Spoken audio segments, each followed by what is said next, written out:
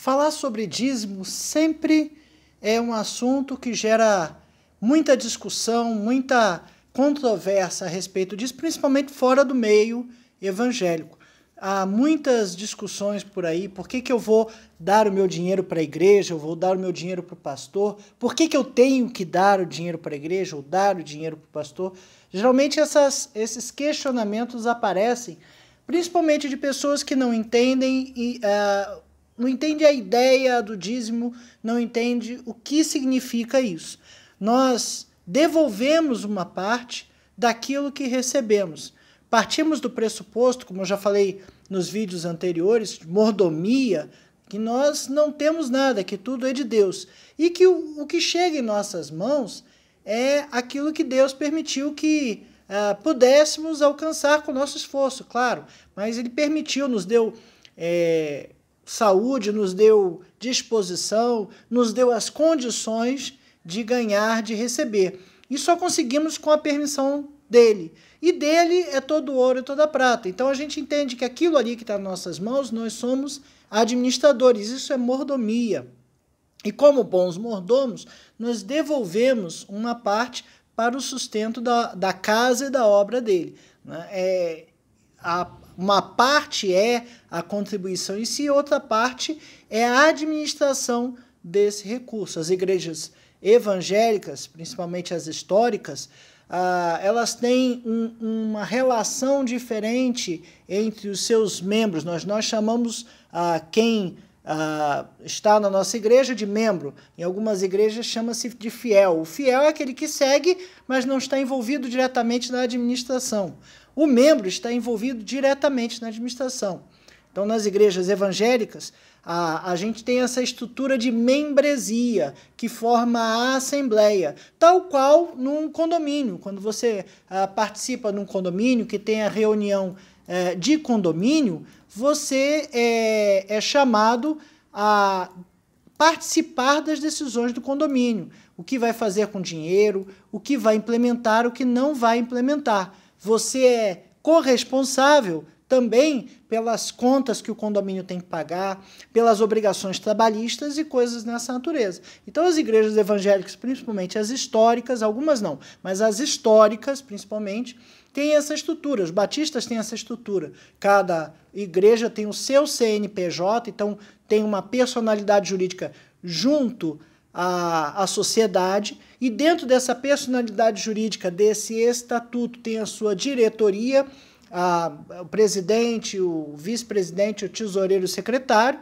né? E as decisões são baseadas naquilo que vai fazer administrativamente, não eclesiasticamente, mas administrativamente, baseado naquilo que a Assembleia, que é composta por todos os membros, né, decidem. Então veja que faz parte da ideia contribuir, mas faz parte da ideia administrar. Somos também responsáveis pela sua administração, ok? Mas então nós entendemos isso, nós crentes entendemos que estamos devolvendo uma parte daquilo que recebemos, uma pequena parte, 10% daquilo. Os 90% a gente administra em nosso proveito e também, muitas vezes, a gente faz ofertas além do dízimo, enfim, aquilo que mover o nosso coração. O dízimo, ele tem que estar no nosso orçamento, ele tem que estar dentro do orçamento mensal. Eu tenho que contar que uma parte daquilo que eu recebo ali, eu pretendo e vou devolver. Não é só a questão do dinheiro, dízimo não é só dinheiro. Dízimo é dízimo de tudo, é dízimo do tempo, é dízimo do que eu sei fazer, né? Eu devo contribuir, eu preciso contribuir com aquelas coisas que eu posso contribuir no reino, né? E a gente precisa refletir sobre essa questão, né? Primeiro, é dízimo de tudo. E segundo, que o dízimo não é só uma atitude monetária, uma atitude administrativa, financeira. Essa é uma parte, claro, eu devolvo, eu entrego à igreja para que, junto com os outros membros, a gente administre, porque a igreja tem contas a pagar. né? E a administração a gente vai falar mais no próximo vídeo, mas a gente não pode esquecer que se eu chego numa igreja e tem uma iluminação bonita, bacana, confortável, aquilo ali tem a conta de energia elétrica que tem que pagar. Se tem um ar-condicionado, a gente gosta de igreja com ar-condicionado, não é isso? Então, para ter um ar-condicionado, alguém teve que comprar, né? Com algum dinheiro. E, além disso, tem uma conta de energia elétrica bem mais alta para pagar. Eu vou no banheiro, tem água, né? Tenho água para beber, tem custo. Para manter limpo, eu tenho que pagar alguém para fazer uma faxina. Eu tenho um imposto predial, tenho imposto territorial, eu tenho vários outros impostos em cima ali que incidem sobre o templo. Eu tenho pessoas que precisam trabalhar na administração, na manutenção daquela casa. Então tem custos envolvidos, os quais a gente precisa pagar, que a gente precisa bancar. Faz parte de manter aquilo ali funcionando, né? E temos que administrar, participar também da administração. Mas o dízimo é muito mais do que isso. É uma atitude de santidade confessional e emocional, como o comentarista, como o pastor colocou aqui. Santidade é culto. O dízimo é um culto de gratidão a Deus, reconhecendo a bênção que Ele nos deu naquele mês, naquele momento, naquela situação, por ter ganho aquilo que nós ganhamos. Seja o nosso sustento mensal, seja uma coisa extra, enfim, é um culto que nós prestamos a Deus. Não entregamos simplesmente por entregar, não é o dinheiro pelo dinheiro ou pela administração, não é só a parte terrena, mas tem a parte do culto pessoal que nós precisamos e gostamos e queremos prestar a Deus. Aí, quem não consegue entender essa parte do culto, quem não consegue entender essa parte da gratidão, quem se acha autossuficiente, ou seja, que acha que tudo que ganhou foi só e única e exclusivamente pelo seu esforço, não esquece que precisa de saúde, de oxigênio, né, que precisa estar bem mentalmente, espiritualmente, discorda do dízimo, discorda de dar ou de devolver esse dízimo. E muitas vezes usam até passagens do Velho Testamento para mostrar que isso era coisa do passado. De fato, essa coisa aconteceu no passado, como a gente vai falar, foi um costume que veio do passado, mas por motivos e por princípios que são bem interessantes e a gente precisa analisar e entender. Agora, aquela história, eu não concordo com o dízimo. Então, eu vou lhe dizer que se você não concorda é porque não entende. E se não entende, é bem possível que seja interessante que você não faça. Né? Não dê. Se você não entende, não concorda, não dê. Mas peça a Deus que te dê entendimento para isso. Né? E a gente vai ver aqui o texto de Malaquias 3. Malaquias 3:10 é muito utilizado nos envelopes de dízimo. Né? Mas o que está mais além, né, do 10 nos mostra o que Deus tem a nos propor com relação a isso. Né? Malaquias 3, de 8 a 18, diz assim: roubará o homem a Deus? Todavia, vós me roubais e dizeis: em que te roubamos? Nos dízimos e nas ofertas. Com maldição, sois amaldiçoados, porque a mim me roubais, vós, a toda a nação. Trazei todos os dízimos à casa do tesouro, para que haja mantimento na minha casa. E provai-me nisto, diz o Senhor dos Exércitos, se eu não vos abrir as janelas do céu e não derramar sobre vós bênção sem medida. Por vossa causa repreenderei o devorador, para que não vos consuma o fruto da terra. A vossa vide no campo não será estéril, diz o Senhor dos Exércitos. Todas as nações vos chamarão felizes, porque vós sereis uma terra deleitosa, diz o Senhor dos Exércitos. As vossas palavras foram duras para mim, diz o Senhor, mas vós dizeis, que temos falado contra ti? Vós dizeis, inútil é servir a Deus, que nos aproveitou termos cuidado em guardar os seus preceitos e em andar de luto diante do Senhor dos Exércitos. Que nos aproveitou termos cuidado em guardar os seus preceitos e andar de luto diante do Senhor dos Exércitos. Ora, pois, nós reputamos por felizes os soberbos, também os que cometem impiedade prosperam. Sim, eles tentam ao Senhor e escapam. Então, os que temiam ao Senhor falavam uns aos outros, o Senhor atentava e ouvia. Havia um memorial escrito diante dele para os que temem ao Senhor e para os que se lembram do seu nome.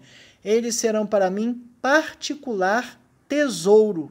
Naquele dia eu prepararei, diz o Senhor dos Exércitos. Poupá-lo-ei como um homem poupa seu filho que o serve. E então vereis outra vez a diferença entre o justo e o perverso, entre o que serve a Deus e o que não serve a Deus. Deus está dizendo aqui que é para a gente dar, né, e pôr ele à prova. Né? Provai se ele não vai abrir as janelas do céu e derramar sobre nós tamanha bênção. Não é para a gente dar esperando receber, não é essa a ideia. Não é uma troca, não é dar para receber. Mas, se a gente entender o que é o dízimo, qual é a ideia do dízimo, qual é a sua necessidade para a igreja, por que devemos participar, por que devemos abençoar, por que devemos apoiar o trabalho da igreja e fizermos isso de coração, com gratidão, então, mesmo que a gente tenha medo do salário não acabar, do salário acabar antes do final do mês, né, do não dar, eu não posso tirar o dízimo porque o salário não está dando para pagar as contas. Bom, tira o dízimo primeiro, né, e vê se Deus não vai abrir as janelas do céu e derramar bênçãos sem medida. O salário chega até o final do mês, as contas fecham. Claro, precisa ter uma administração coerente, precisa ter uma educação financeira, isso é natural. Mas, se a gente tiver desprendimento para fazer, Deus nos dá uma bênção tão grande que a gente não se preocupa tanto com a administração financeira até o final do mês. Né? Deus pode e nos abençoa de tal maneira que a gente não consegue entender, né, até como é que o salário chegou no final do mês. Claro que muitas vezes aparecem contas extras, problemas de saúde, situações que não podemos controlar.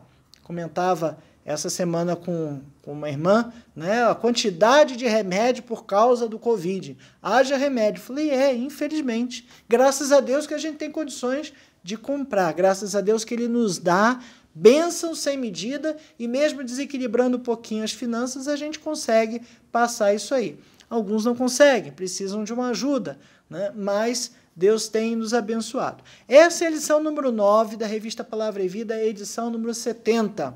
A edição número 70 tem por tema Generosidade em Tempo de Escassez, foi escrita pelo pastor Mauro Estélio Sanches, e essa lição número 9 vai falar da generosidade e dízimo, parte 1. A próxima lição vai falar da administração e da educação para dizimar, por assim dizer. Okay? A revista Palavra e Vida, ela é editada e distribuída pela Convenção Batista Fluminense. Está disponível lá no site batistasfluminense.org.br. Você pode acessar o site, baixar a sua revista em PDF, acompanhar as lições e estudar conosco. Mas vamos lá. Passando logo ao primeiro tópico. O primeiro tópico aqui, o pastor fala sobre a origem. De onde veio isso? Então, ele mostra algumas passagens bíblicas bem interessantes. A primeira delas está em Gênesis 4, versículos 3 e 4. Aconteceu que no fim de uns tempos trouxe caindo o fruto da terra uma oferta ao Senhor. Abel, por sua vez, trouxe das primícias e do seu rebanho da gordura deste. Agradou-se o Senhor de Abel e da sua oferta. Né? A gente, olhando o texto como um todo, vai entender ali que Caim não fez assim o melhor que ele podia fazer, ou fez porque fez, né? Mas os dois ali trouxeram dentro de um contexto de gratidão. A oferta lá da primeira família, né?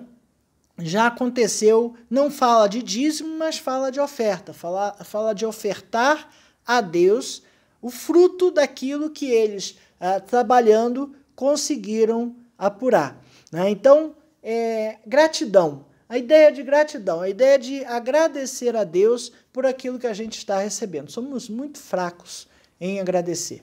Quando a gente pergunta sobre pedidos de oração, aparecem vários. E agradecimentos, infelizmente, muitas vezes, temos muito poucos agradecimentos. Pedido tem fila para falar. Gratidão, a gente tem que ficar esperando as pessoas falarem. Assim, porque a gente é fraco nessa questão de agradecer. Mas aqui, Abel e Caim fizeram esta oferta como gratidão por terem conseguido extrair da terra alguma coisa. E aí tem outros exemplos, né? Gênesis 14, de 17 a 20, eu vou ler do 14 ao 20, vem falar de Abraão. Né? Abraão, ouvindo Abrão, que seu sobrinho estava preso, Ló, né? Ló estava preso, fez sair 318 homens dos mais capazes, nascidos em sua casa, e os perseguiu até Dan. Então, Ló foi preso, uma situação ali de guerra entre povos ali, e aí ele pegou 318 homens da sua casa ali, dos nascidos ali da sua tribo, do seu clã, e foram atrás daquele grupo para resgatar Ló. E repartidos contra eles de noite, ele e os seus homens feriu-os e os perseguiu até Obá, que fica à esquerda de Damasco. Trouxe de novo todos os bens e também a Ló, seu sobrinho, os bens dele e ainda as mulheres e o povo. Então ele resgatou não só Ló, como toda a sua riqueza, seus bens e também a sua família, o seu povo, o seu clã, vamos dizer assim. Após voltar Abraão de ferir a Quedorlaomer e aos reis que estavam com ele, saiu-lhe ao encontro o rei de Sodoma no vale de Savé, que é o vale do rei. Melquisedeque, rei de Salém, trouxe pão e vinho. Era sacerdote do Deus Altíssimo. Abençoou ele Abrão e disse: Bendito seja Abraão pelo Deus Altíssimo, que possui os céus e a terra, e bendito seja o Deus Altíssimo, que entregou os teus adversários nas tuas mãos. E de tudo lhe deu Abraão o dízimo. Abrão, nessa época era Abrão, né? Antes de Abraão, passou a ser Abrão. Veja, de tudo lhe deu o dízimo. Por que lhe deu o dízimo? Como um ato de gratidão por ter saído em guerra, né? Uma operação arriscada, uma operação que poderia matar pessoas, ele mesmo poderia ter morrido, Ló e a sua família poderia ser dizimada ao fio da espada, enfim, poderia ter acontecido alguma coisa muito ruim, mas Deus deu vitória. E como gratidão, Abraão ofereceu o dízimo. O dízimo de quê? De tudo, de tudo. De tudo que ele recuperou, ele deu o dízimo, né? Para expressar a sua gratidão pela bênção que ele havia conseguido atingir. Um outro exemplo de gratidão aqui está lá para Gênesis 28. De 25 até 28, aparece a história de Esaú e Jacó. Esaú e Jacó foram dois filhos de Ismael, depois de Israel, que eram gêmeos, né? E um nasceu agarrado aos pés do outro, né? Jacó segurava o calcanhar de Esaú, Gênesis 25, 26, no momento do nascimento. Eles já brigavam no ventre, né? Então, quem acha que não é normal briga de irmão, Esaú e Jacó já brigavam na barriga da mamãe. E quando eram gêmeos, a primogenitura era dada àquele que saiu primeiro da barriga. E quem saiu primeiro da barriga foi Esaú, né? Jacó estava lá segurado no calcanhar de Esaú.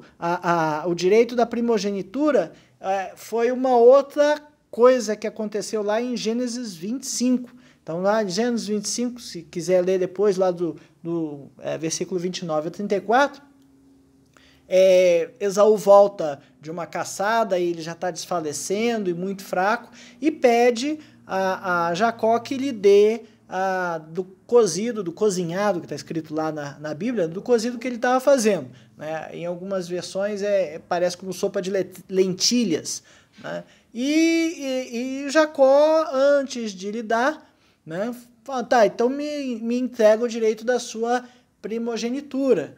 E isso era muito importante. Naquela época, a primogenitura, naquele contexto cultural ali, era tudo. Era quem ia comandar a família, era quem ia tomar as decisões pela família, pelo clã, dali para frente. É quase como o direito de herdar a coroa num reinado.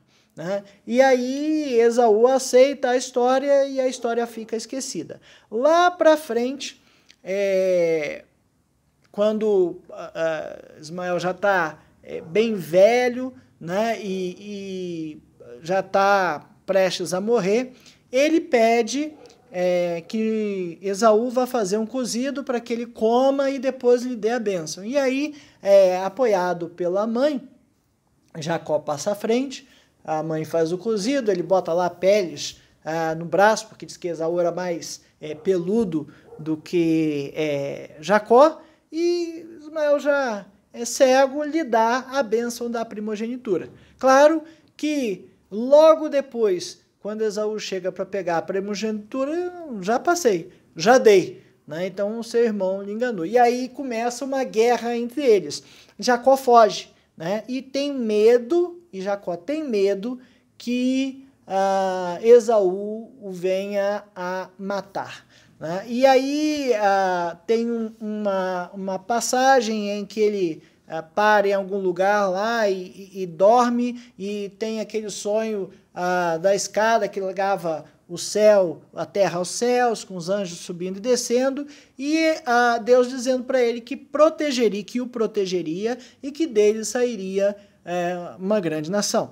Então, Gênesis 28, de 20 a 22, se quiser ler essa história toda, leia lá do capítulo 25 de Gênesis até o 28, conta a narração toda dessa história. E em Gênesis 28, de 20 a 22, diz lá, fez também Jacó um voto, uma promessa, né? Ele propôs no seu coração, dizendo, se Deus for comigo e me guardar nessa jornada que empreendo, e me der pão para comer e roupa que me vista, de maneira que eu volte em paz para a casa de meu pai, então o Senhor será o meu Deus, e a pedra que erigi por coluna será a casa de Deus, e de tudo quanto me concederes, certamente eu te darei o dízimo. Então, Deus já tinha falado que iria proteger, né? Então já havia um sentimento de gratidão pela promessa de Deus, e aí Jacó faz esse voto de dar o dízimo. Veja, certamente te darei o dízimo. Ele não está inventando alguma coisa. Já existia lá atrás essa ideia, essa cultura, essa prática de entregar o dízimo. Então isso é um costume bem antigo, bem lá de trás. Né? Na lei mosaica que Moisés e Arão entregaram ao povo, tinha lá a questão dos levitas. Os filhos de Levi, né, a tribo de Levi, das 12 tribos, não tinha terra, não tinha propriedade, não tinha com que se sustentar. Eles ficavam única e exclusivamente no trabalho da casa de Deus. Então, Números 18, de 21 a 26, diz assim, os filhos de Levi, dei todos os dízimos em Israel por herança, pelo serviço que presta, o serviço da tenda da congregação. Então, eles cuidavam da parte religiosa, eles cuidavam do culto, cuidavam do sacrifício, cuidavam disso tudo, e eles não tinham parte do terreno, não tinham gado, não criavam gado, não tinham nada para sustentar. Eles se sustentavam dos dízimos, tá? E nunca mais os filhos de Israel se chegarão à tenda da congregação para que não levem sobre si o pecado e morram. Se chegassem em pecado para tentar oferecer sacrifício, Deus matava, morria. né? Mas os levitas farão o serviço da tenda da congregação e responderão por suas faltas. Estatuto perpétuo é este para todas as vossas gerações. E não terão eles nenhuma herança no meio dos filhos de Israel, porque os dízimos dos filhos de Israel, que apresentam ao Senhor a oferta, dei-os por herança aos levitas, porquanto eu lhe disse, no meio dos filhos de Israel, nenhuma herança tereis. Disse o Senhor a Moisés, também falará aos levitas, e lhes dirás, quando receberdes o dízimo da parte dos filhos de Israel, que vos dei por herança, deles apresentareis uma oferta ao Senhor, o dízimo dos dízimos. Então, até os levitas, daquilo que recebiam, davam o seu dízimo para a casa de Deus. É como se o que eles recebessem, né, 10% eles consumiam consigo, né, com as pessoas, e 10%, 90%, e 10% eles reinvestiriam nas coisas da casa de Deus. Né? Então, veja que isso é uma lei antiga, né, vinda de um costume muito mais antigo, que expressa o quê? A gratidão. Nesse momento aqui, está sendo estabelecido que tem um povo que trabalha na igreja exclusivamente para aquilo e que vai precisar ser sustentado. Veja que no Novo Testamento, Jesus está falando dos fariseus, lá em Lucas 11, 42. Ai de vocês, fariseus, porque dão a Deus o dízimo da hortelã, da arruda e de toda a sorte de hortaliças, mas desprezam a justiça e o amor de Deus. Vocês deviam praticar estas coisas sem deixar de fazer aquelas. Ou seja, Jesus está apoiando que aquelas pessoas realmente deveriam dar o dízimo. Só que ele está falando, é importante dar o dízimo, mas ter a compaixão, ter a justiça, ter o amor de Deus. Ou seja, eles faziam por uma obrigação. É como se fosse, eu recebi meu salário, vou entregar o dízimo por obrigação financeira, eu tenho que dar o dízimo. Tá, tudo bem, mas a gente precisa fazer isso como um culto, precisa fazer com um sentimento de gratidão. É um agradecimento a Deus, isso a gente precisa ter em nossa mente. Eu não devo entregar porque eu vou receber, eu não devo entregar porque Deus vai me abençoar, eu devo entregar porque Deus já me abençoou, ok? A igreja primitiva, né? Paulo reforçou essa ideia, está lá em 1 Coríntios 9, de 11 a 14, se nós vos semeamos as coisas espirituais, será muito recolhermos de vós também bens materiais? Se outros participam desse direito sobre vós, não temos nós em maior medida? Entretanto, não usamos desse direito, antes suportamos tudo, para não criarmos qualquer obstáculo para o evangelho de Cristo. Não sabeis vós que os que prestam serviços sagrados do próprio templo se alimentam, e quem serve ao altar, do altar tira o seu próprio sustento? Ele está fazendo uma clara referência à tribo de Levi. Quem serve daquilo ali que é recolhido se alimenta, se sustenta. Assim ordenou também o Senhor aos que pregam o evangelho que vivam do evangelho. Então Paulo está sendo bem claro aqui, dizendo que o sustento daqueles que trabalham exclusivamente para o evangelho deve ser retirado do evangelho. Então temos uma obrigação de sustentar aqueles que vivem exclusivamente para isso. A igreja precisa pagar contas. O pastor, se ele vive exclusivamente, eu digo por que se ele vive? Porque, infelizmente, por muitas igrejas não entenderem essa necessidade do pastor viver exclusivamente para o ministério, o pastor muitas vezes tem um emprego ou tem um sustento para poder fazer a obra. É triste, é triste. Existem situações das igrejas que não têm como sustentar seu pastor, existe. Mas isso precisa ser trabalhado, né, porque do pouco que se tem, deve se dar. E Deus abençoa. E a gente já viu isso acontecer em algumas igrejas e é verídico. Né? A coisa, quando as pessoas entendem a necessidade do desprendimento da conta do final do mês, aquela continha de chegar no final do mês, e colocam um dízimo como prioridade, como gratidão, como algo que não é meu, eu preciso devolver a Deus e Deus há de fazer abençoar aquilo ali se prospera, aquilo ali se multiplica. Então a gente precisa entender que, infelizmente, muitos pastores têm uma parte do seu sustento por um trabalho que precisam realizar. E não tenham dúvida que esse trabalho que esse pastor realiza tira tempo de pregar o evangelho, ok? Então, é necessário esse entendimento. Ah, mas o salário do pastor é muito alto.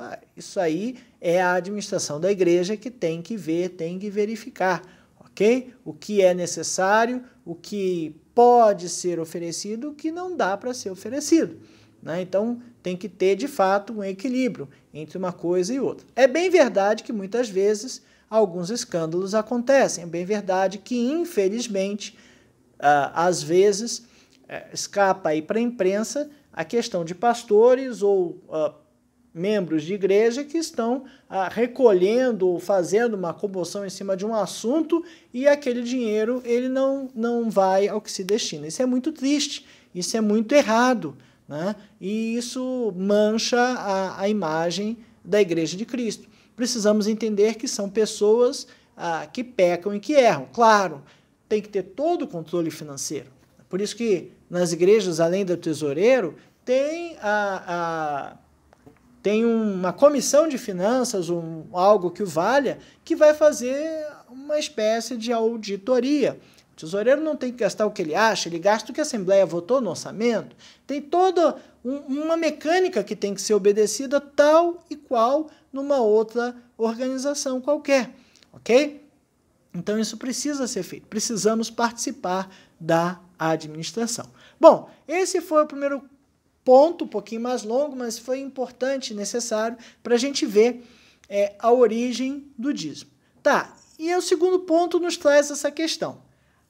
O dízimo, então, é uma obrigação ou é uma devoção, né? Existe um limite bem disfarçado, um limite bem nebuloso, vamos dizer assim, entre a obrigação e a devoção, ok? Até mesmo porque trabalhar é uma obrigação. Eu trabalho por obrigação porque eu tenho que tirar o meu sustento. Agora, quando eu consigo trabalhar no que eu gosto, o meu trabalho, que é uma obrigação, também será uma devoção. Não é isso? Então, a gente precisa pensar por esse aspecto. O dízimo, ele precisa ser uma devoção, né? É quase que uma obrigação, porque a gente precisa sustentar a obra, mas ele precisa ser uma devoção. Eu preciso fazer isso com vontade, eu preciso fazer isso de boa vontade, eu preciso fazer isso de coração. Se quem está fazendo mecanicamente, está fazendo por obrigação e corre o risco de cair na situação dos fariseus de Lucas 11:42. É o camarada que entrega o dízimo, porque se eu não entregar, o tesoureiro vai ver, aí depois espalha na igreja que eu não sou dizimista, olha que coisa chata, entrega esse negócio aí.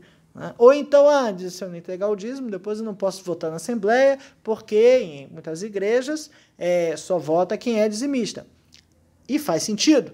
Eu vou ajudar a administrar aquilo que eu estou colocando. Se eu não estou colocando, tem muito porquê ajudar a administrar, ok? Mas a gente precisa sempre lembrar, a ideia central do dízimo é a gratidão. A gente ser grato a Deus pelo que já recebemos. Grato a Deus pela salvação que recebemos. Grato a Deus pelas bênçãos que recebemos. E eu estou entregando não como um toma lá da cá, né? Eu estou entregando em reconhecimento por tudo isso que Deus já me deu. Né? 2 Coríntios 9, versículos 6 e 7, fala: cada um dê conforme determinou em seu coração, não com pesar ou por obrigação, porque Deus ama quem dá com alegria. Então, colocou um valor no seu coração para dar de uma oferta, de uma campanha, tudo bem, é aquele valor. Né? Não devemos dar com pesar, olha que coisa, isso aí vai me fazer uma falta. Se eu não tivesse falado que eu ia dar, olha só, podia ter comprado aquele negócio assim, né? Então, não devemos e não podemos fazer isso. A gente precisa dar com alegria, a gente precisa dar de coração, a gente precisa dar com amor. É muito importante e é muito necessário que isso seja feito com amor, ok? Deus ama ao que dá com alegria. E nós precisamos ter alegria na contribuição. Deus tem alegria em nos abençoar. E nós precisamos reconhecer toda essa bênção de Deus nas nossas vidas. Ok? Ele não fala que Deus não ama A ou B ou C quem dá mal. Ele diz que Deus ama a quem dá com alegria. A gente precisa lembrar que eu estou dando 10%. 90% está comigo. Eu estou com a maior parte absoluta daquilo que eu recebi. Né? E não vai fazer a menor diferença. Ok? Outra coisa também muito importante, e é por isso que a gente precisa ter discrição quando a gente fala de dízimo, é que as pessoas não podem ser julgadas por aquilo que entregam, pela quantidade daquilo que entrega. É outra coisa também muito triste que, eventualmente, acontece em algumas igrejas. É o camarada que vai lá espionar. Antigamente tinha um quadro de dizimistas para dizer quem era, quem não era, e muitas vezes o envelope de dízimo ficava lá e tinha gente que parava lá só para ver de quanto é o dízimo do fulano, de quanto é o dízimo do ciclano, para ver quem dá mais. Não faz sentido. Não é isso. A pessoa ela não é mais importante ou menos importante porque seu dízimo é maior ou menor. Não é isso. Não pode ser tratado dessa forma. Claro, eu tenho um orçamento maior, eu tenho gastos maiores, eu tenho um orçamento menor, eu tenho gastos menores. 10% é proporcional para todos. É um nivelamento, é uma forma de nivelar todos por uma mesma medida, por uma mesma quantidade, ok? Então, esse tipo de prática não pode acontecer. Se acontecer, precisa ser coibida. Claro, o tesoureiro precisa saber quanto está entrando, ele precisa saber a perspectiva de entrada, para saber como vai pagar as contas, é administração financeira. Tudo bem, ele pode até estar aguardando aquele irmão que dá aquele dízimo de forma sistemática. Isso aqui é sempre fiel, tudo bem, ele é sempre fiel, ok? É um dado financeiro, ele precisa ser muito dizimista, o tesoureiro, perdão, tem que ser extremamente discreto nesses assuntos, ok? Inclusive hoje há, no Código Civil, se a gente expor o membro pelo quanto ele dá, né, isso é exposição vexatória da pessoa, isso dá até processo civil. Então, temos que ter bastante cuidado ao tratar esse tipo de informação. Ainda mais hoje, com Lei Geral de Proteção de Dados Pessoais, né, um dado pessoal importantíssimo, que reflete o rendimento da pessoa. Né? Então, precisamos ter muito cuidado, muita discrição com essas coisas. E não tratar a pessoa pela quantidade que ela dá. Isso não faz o menor sentido. Já vi igrejas pequenas, com pessoas com dízimos pequenos, ser extremamente abençoada pela sua fidelidade. E isso é muito bonito de se ver. É muito lindo. O terceiro tópico da nossa lição fala... qual é a questão principal? Bom, aí ele coloca aqui uma pergunta, né? Se a gente pergunta se você é dizimista, se a pessoa é dizimista, a gente vai ter uma fração, uma parte que vai responder sim, uma parte que vai responder não, e uma parte que vai dar um montão de explicações dizendo que é mais ou menos, né? Como eu disse mais para o início, se você acha que não deve fazer, não faça. Não faça. Peça a Deus que lhe esclareça isso no coração. A pior coisa que tem é a gente fazer alguma coisa não entendendo muito bem o que está fazendo. Se você resolver ir por esse caminho de Malaquias 3:10, né, de pedir a Deus que lhe prove o coração, conversa com ele, conversa com Deus. Ele há, sim, de te provar, te mostrar, te dar mais tranquilidade na sua administração financeira. Claro, tem que estudar, tem que ver como administrar, a educação financeira faz parte, né? Mas não é uma troca, mas é uma lição que Deus pode e deve nos ensinar. Pessoas dizendo que não deve dar, por que não dá, por conta do uso ruim, da administração péssima, porque no Velho Testamento é uma questão do Velho Testamento, enfim, argumentos sempre vão ter. Ah, mas não é mandamento, é um costume antigo que Jesus apoiou, né? E Paulo incentivou a fazer. Está na Bíblia, devemos fazer? Devemos fazer sim, devemos fazer. Agora, se não tem entendimento, se não tem tranquilidade, se você, como se diz, isso não está tranquilo no seu coração, ore, peça a Deus que deixe tranquilo, peça a Deus que lhe mostre, né? E ele só vai conseguir lhe mostrar a partir do momento que você resolver fazer. Então, eu digo para não fazer se está inquieto, mas peça a Deus, não deixa a situação parada não, peça a Deus que lhe ajude, que lhe oriente, que lhe ensine, que lhe deixe o coração confortável para entender o que é que ele quer, como ele quer, de que forma ele vai agir. Precisa ser uma experiência pessoal. Eu posso falar horas e horas sobre esse assunto, né? E se me deixar falar, eu falo muito tempo, né? Eu posso falar muito, mas no máximo isso vai te convencer a fazer algo mecânico. Mas é muito mais forte, é muito melhor, é muito mais eficaz que Deus fale ao seu coração. E para isso, você precisa pedir a Ele que fale claramente ao seu coração.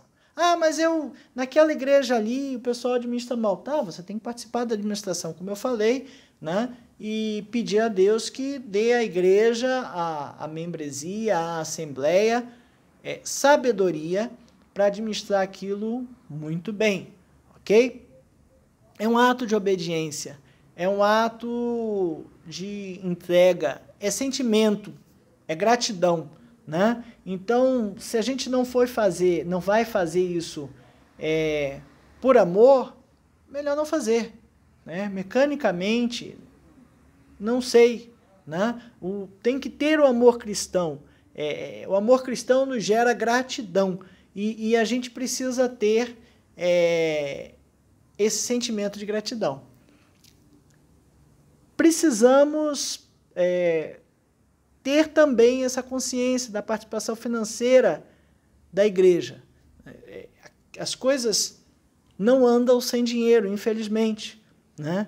E a gente precisa investir tanto na administração da igreja quanto na obra missionária. Fazer missões, contribuir para missões é importante para que a palavra de Deus seja propagada, né? E Paulo, o último texto aqui, 2 Coríntios 9, Paulo está falando à igreja de Corinto, né? Quanto à assistência a favor dos santos, é desnecessário escrever-vos, porque bem reconheço a vossa presteza, da qual me glorio junto aos macedônios, dizendo que a Acaia está preparada desde o ano passado e o vosso zelo tem estimulado a muitíssimos. Os macedônios estavam passando por algumas dificuldades. A Acaia, ou outra cidade, igreja de outra cidade, estava ajudando, né? E muitas vezes uma igreja precisa ajudar a outra igreja, precisa ajudar pessoas necessitadas. Temos visto isso agora na pandemia.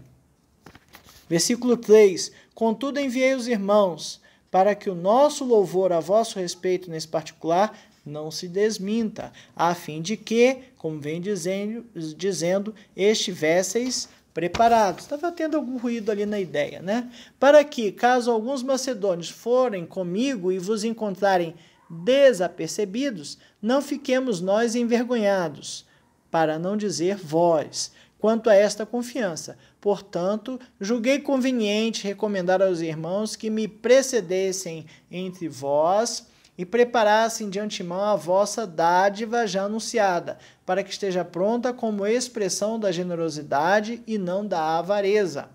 Isto afirmo, porque aquele que semeia pouco, pouco também se fará, e o que semeia com fartura, com abundância, também se fará. Cada um contribua segundo tiver proposto no coração, não com tristeza ou por necessidade, porque Deus ama o que dá com alegria.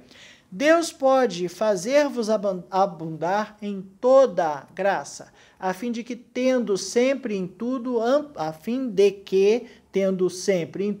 suficiência, superabundeis em toda boa obra. Como está escrito, distribuiu, deu aos pobres, a sua justiça permanece para sempre.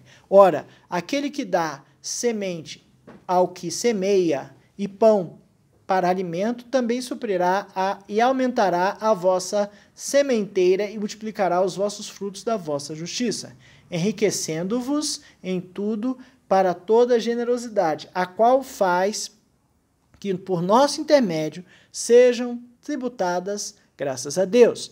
Porque o serviço dessa assistência não só supre a necessidade dos santos, mas também redunda em muitas graças a Deus. Está falando de atender as pessoas necessitadas, irmãos de igreja, ou outras igrejas que estão mais necessitadas. Visto como, na prova dessa ministração, glorificam a Deus pela obediência da vossa confissão quanto ao Evangelho de Cristo e pela liberdade com que contribuís para eles e para todos.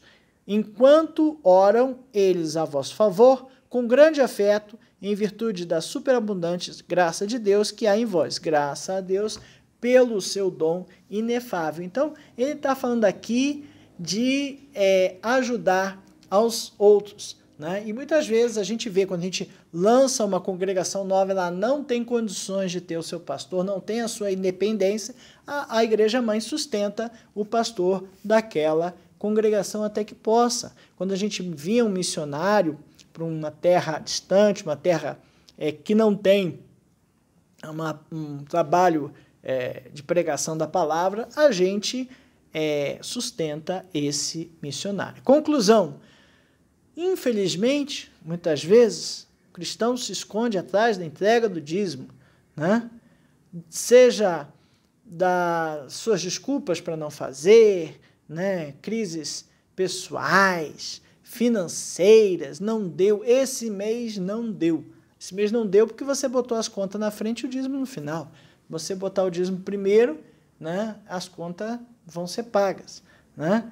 É necessário, a nossa sociedade, ela está muito consumista e muito pouco sabendo administrar o recurso financeiro. Então tem que ter, sim, reeducação financeira, colocar nos seus devidos lugares o que é importante fazer, ok? E a gente não tem que explicar nada a ninguém, né? O nosso dízimo não é para que os outros saibam que a gente está dando.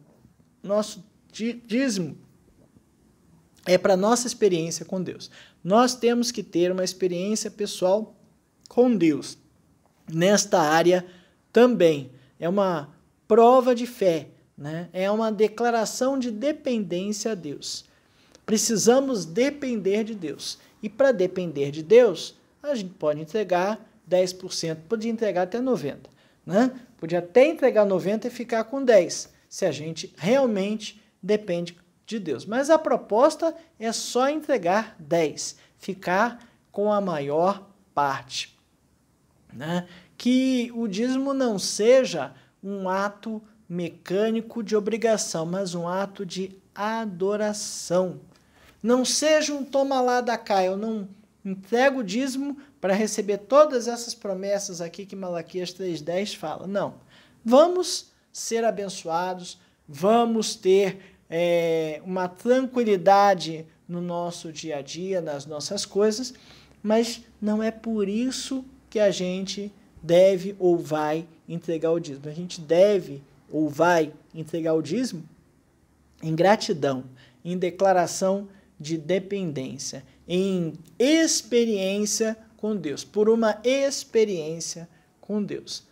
Na nossa relação com o dinheiro, a gente tem que colocar ali no nosso orçamento que aquela parte lá aquela primeira parte é o dízimo, não é misticismo, não é prioridade. Tem que tirar primeiro aquilo que é de Deus, devolver aquilo que é de Deus, para depois começar a administrar o nosso dinheiro. Na próxima lição, vamos falar um pouquinho mais sobre a administração, né? E o ensino disso em nossas igrejas. Bom, mas que Deus nos ajude a entender